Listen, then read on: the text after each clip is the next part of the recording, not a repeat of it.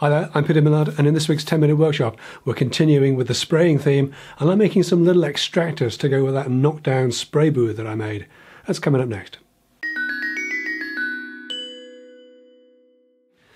So I made a little knockdown spray booth recently, actually not that little. It's got 8 foot long, potentially 3 meters worth of stuff you can get in there. But it was a tidied up version of one that I had earlier in the year when I just threw something together quickly because I needed to get something sprayed. Now, I sprayed for a while without any kind of extraction or filtration earlier in the year. And it wasn't a great experience. I'm only using water-based paints, so it's not a huge concern. But the amount of spray was just everywhere. In fact, it still is, to be perfectly honest. And I know if I'm going to do any spraying in future, I really need to have some kind of way of handling that. Now, in an ideal world, we'd be venting this outside somewhere, but obviously it's not a great idea. I live in a busy London street with a couple of £1 million worth of cars parked outside, so we can't really start venting, discharging fumes and paint dust outside. That would not make me popular. But what I did want to do was have some kind of way of minimising the overspray. And what I've decided to do, because we're British, we don't have access to the sort of big furnace fans or box fans that our American cousins have. They're just not things over here, really.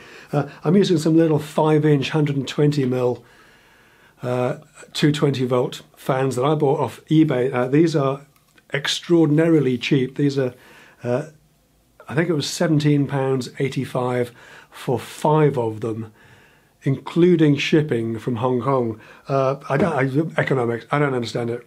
I've got to confess, I thought I'd bought 2 packs of these because I've got another little plan, another little project for some of these fans.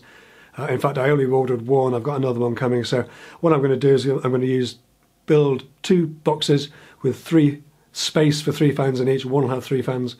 One will just have 2 in for now, and we'll put the 3rd fan in when that arrives. But the first thing to do is get the box sort of size and shapes organised for these fan housings. Now, these little fan boxes are going to be purely functional. They don't have to be pretty, but I do want them to be about the right size. So I'm just going to lay these out just for shape and size on a piece of Corex here. I've got 3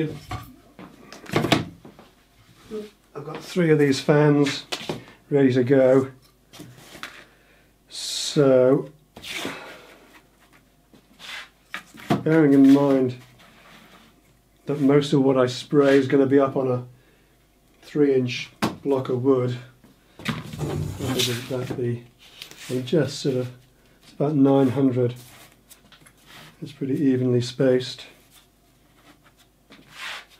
A block of wood on there to raise, because the workpiece is going to be off the ground a little bit, so having these slightly higher isn't a bad thing. And then so about 900 tall makes about sense, and then in terms of width about 300 looks about right.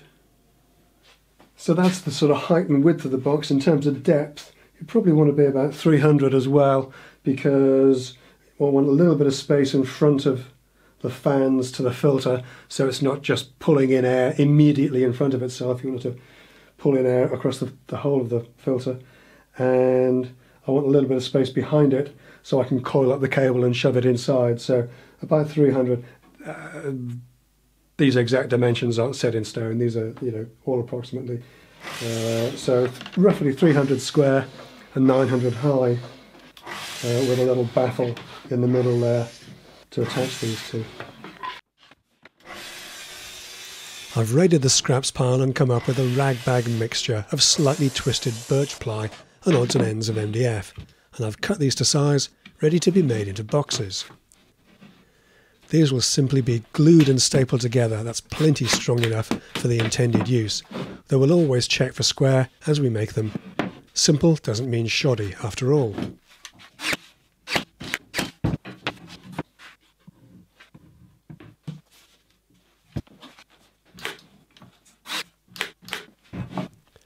And finally, with a square clamped to one corner, they can be moved out of the way for the glue to set.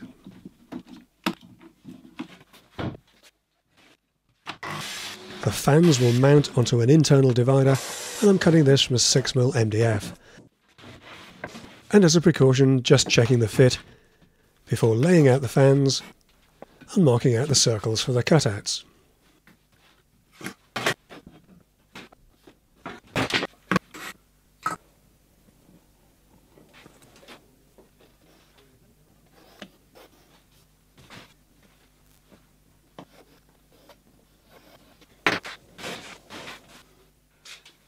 So I don't have a hole saw big enough to do a 120mm cut like that.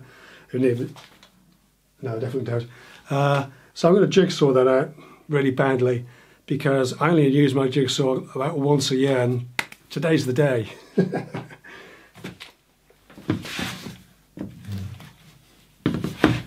I'm just connecting the dust collection hose more in hope than expectation.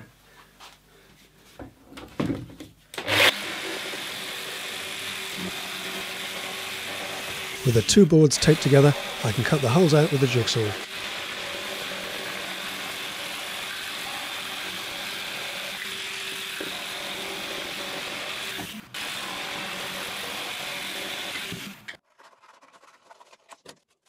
Then tidy them up a bit with a strip of P120 abrasive taped around a hole saw. Classy.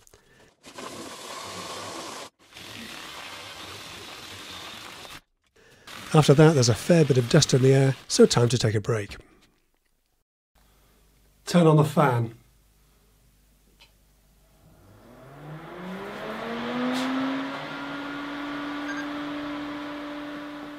So when it comes to fitting the fans, what you've got to do is make sure it sits there firmly but still spins. And it's really hard to do with these particular fans because you can't get a screwdriver, a regular screwdriver isn't, and bit holder isn't slim enough to get in there.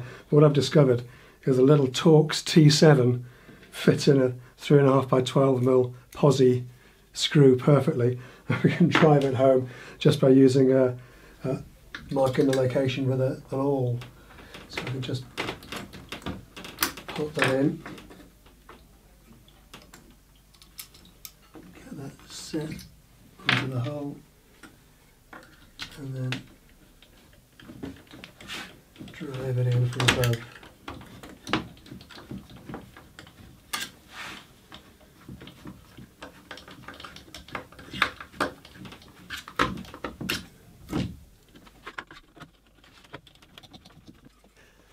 With the technique worked out, it's pretty swift work to fix the fans in place, so we can turn our attention to the electrics.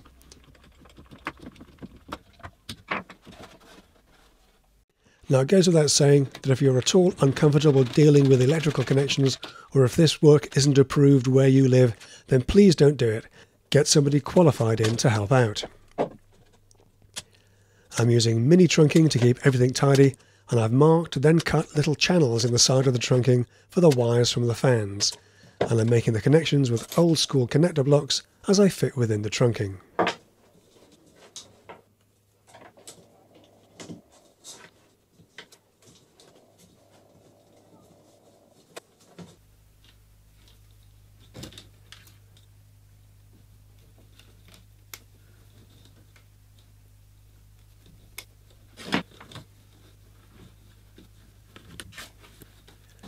So with all the connections made and the trunking capped and stuck in place, it's time to plug it in and fire it up.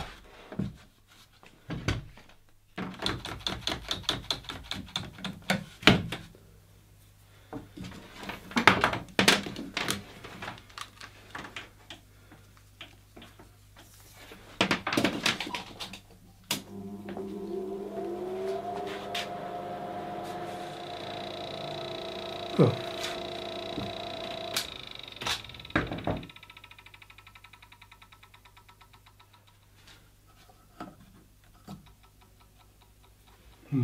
Anyway, looks like they're working, so we can get those nailed in.